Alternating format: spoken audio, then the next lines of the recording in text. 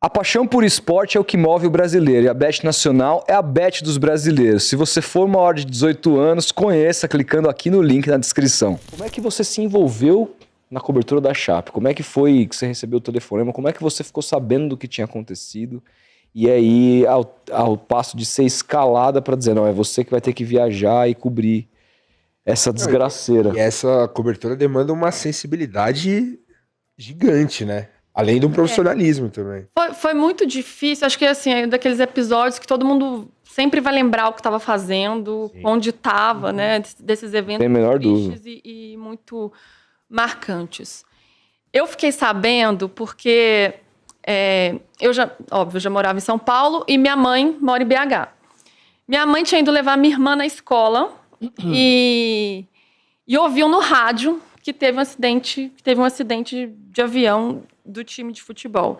Minha mãe estava sem celular e ficou muito preocupada com medo de ter algum risco de eu estar no avião ou de meu marido estar no avião.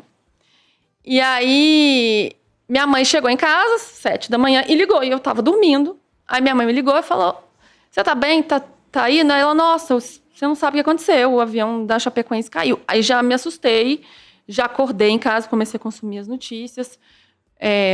O meu marido conhecia algumas pessoas que estavam no voo, como o Deva, que era muito próximo dele. Então, foi um choque muito grande, uma tristeza muito grande, claro, todo mundo muito abalado.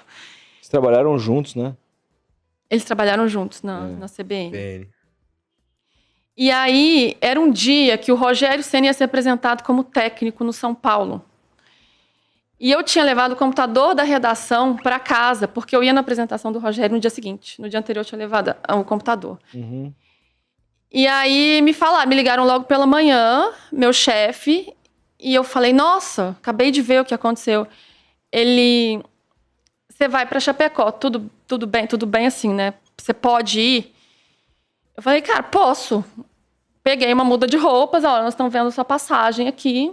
Eu falei, eu já tô com o computador, peguei, fui muito assustada, né, com aquele choque daquela notícia, aquela tristeza profunda. E fui pro aeroporto, e muito abalada, preocupada com aquelas famílias, com medo de entrar no avião, e fui. E chegando lá, eu acho que as grandes coberturas que a gente chama, né, que são esses eventos assim de Copa, cobertura e Olimpíada, que é outro tipo de evento, você, profissionalmente falando, você se prepara para esses eventos, né? Você estuda, você... Não tem como se preparar para uma coisa dessa, você não... Isso falando do ponto de vista profissional, não tem como você se preparar. Claro. Então, eu achava que fazia parte, e não tinha como dissociar, o sentir. O sentir era parte daquilo. Então, essa sensibilidade tinha que estar presente, ao mesmo tempo que exigia uma força de lidar com aquilo, né? De conversar com aquelas famílias, mas tinha hora que não tinha jeito. A gente parava e chorava mesmo, junto com aquelas famílias. Teve até uma cena que foi muito emblemática na época, que foi a mãe do goleiro Danilo com o Guido, né? Que era Ele relembrou esse episódio quando ele veio aqui e foi realmente muito emocionante, ao vivo. Muito emocionante, ao vivo. E eu acho que essa cena que foi muito marcante do Guido com a mãe do senhora Laides, ela chama, representou muito isso, porque era isso, estava todo mundo junto, claro que a nossa dor era diferente da dor das famílias, mas a gente vivendo tudo aquilo ao mesmo tempo e tentando confortar aquelas famílias. Teve alguma cena em termos assim de que te quebrou, assim, que você viu alguém, de repente, uma cena que você marcou? Várias, nossa, várias. O dia do velório coletivo foi um negócio assim... Ai, não sei nem te explicar, assim, porque aquela semana fez muito sol. Muito sol. E eu lembro que eu fiquei com um couro cabeludo, assim, todo queimado, de tanto calor que fazia. E eu demorei aquela loucura, eu demorei para comprar um protetor solar, enfim, fiquei toda queimada. E no dia do velório coletivo, caiu uma chuva. Mas um dilúvio que parecia, assim, que o céu estava chorando. E aí as famílias fazendo a volta olímpica. Ai, aquilo foi muito pesado. Porque eles foram campeões, né? E as famílias levando... as fotos deles e fazendo a volta olímpica do título. Eu fico até arrepiada. Isso foi muito forte, muito forte. Me chamou muito a atenção a viúva do goleiro Danilo, que ela estava assim... Ela não conseguia conversar com as pessoas. um baque muito, muito grande. Me chamou a atenção, foi até uma matéria que eu fiz. Teve uma foto de um garotinho que também ficou muito emblemática, que era ele num canto, sozinho, chorando, assim. E aí um fotógrafo fez, eu não vou me lembrar o nome do fotógrafo, mas ele fez essa foto que ficou muito marcada também, da dor daquela cidade representada naquele garoto. E aí tentei achar o menino, falei com um, falei com outro, falei com outro, falei com o menino, e aí fiz uma matéria com o menino, e o menino não tinha noção do que estava acontecendo. Então ele tinha uma ingenuidade ali, perguntando se as pessoas iam voltar, que também foi muito marcante. Mas várias ali, várias. A sensibilidade do clube naquele momento, assim, de colocar um aviso com uma água. Se preocuparam com a gente que estava ali, sendo que o mundo tinha acabado. Então, tinha uma sensibilidade, a solidariedade das pessoas. Enfim, tudo foi muito marcante ali. E a Chape não voltou mais, né, mano? Depois disso. Né? É, Infelizmente impactou dentro de campo, o clube tá aí, na segunda divisão agora. Mas... né? Tá se tentando fazer um trabalho ali, Se mas como é que reerguer, se é. recupera de uma É situação foda. dessa, né? Eu acho até que a gente fala pouco sobre isso. Sim.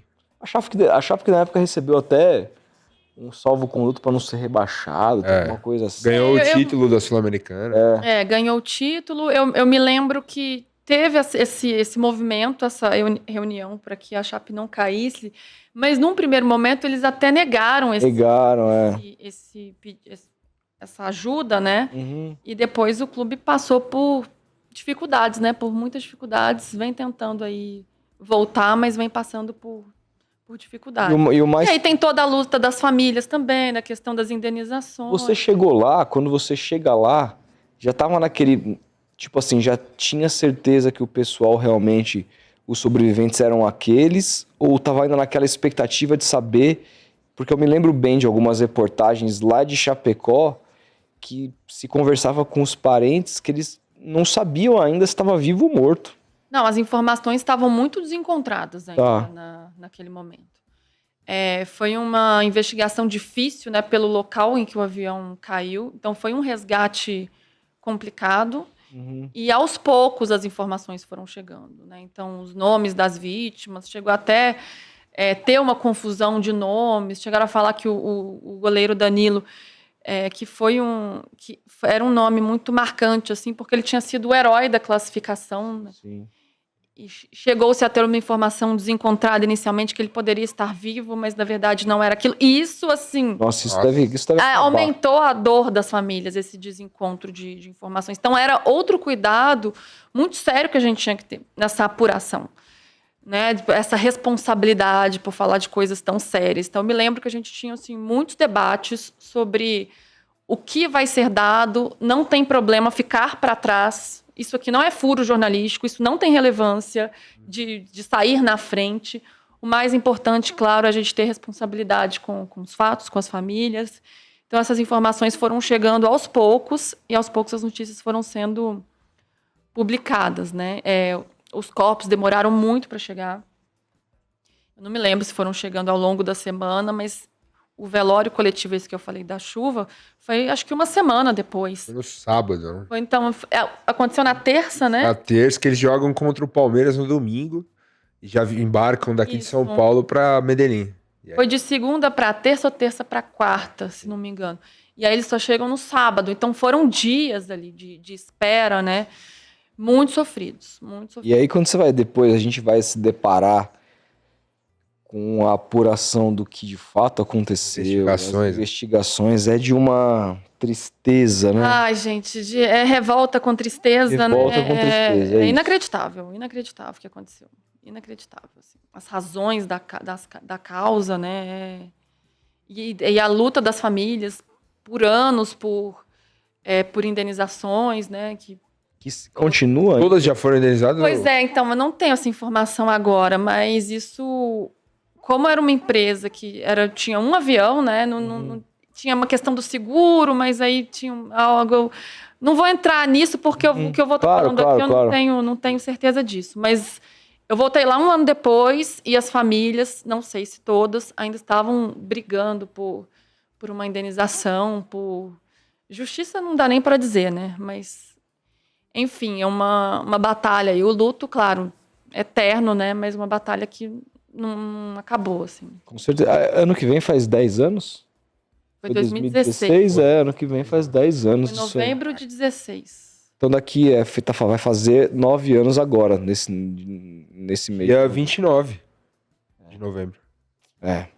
Pois é, De novembro. enfim, é um papo triste, mas que eu acho que valia a pena a gente conversar, porque nem só de alegrias vive nossa profissão, né? A gente tá ali, a gente acaba cobrindo. Ontem mesmo, a gente tava ao vivo e aí recebemos a notícia do falecimento do Lô Borges, que Ai, conterrâneo teu, sim. né? E aí, assim, uma coisa ali, uma infecção por medicamentos, etc. E aí me peguei ontem na academia ouvindo o Clube da Esquina. Caramba, cara, de repente a pessoa não tá mais aqui. A vida é também um pouco sobre isso, né? Fiquei muito triste com essa partida do Lô, assim, porque ele tem uma representatividade muito grande, não só para música, para cultura brasileira, para representar o Brasil, não só aqui, mas no mundo também. Mas ele diz muito sobre essa coisa do ser mineiro, sabe? O mineiro, ele tem muito um olhar assim para dentro, tem uma conexão muito forte com suas raízes, com família. E ele trazia muito isso nas músicas, esse sentimento do ser mineiro. Então, tem várias músicas do Clube da Esquina que eu lembro da minha família, que eu lembro da minha mãe, que a gente canta junto, que a gente toca junto, então, da minha família toda. Então, e um cara que estava muito ativo ainda, compondo e lançando. Então, é muito triste. E a vida tem dessas coisas, né? Desses golpes, assim. E a gente segue, o legado segue, né? Acho que isso fica para sempre.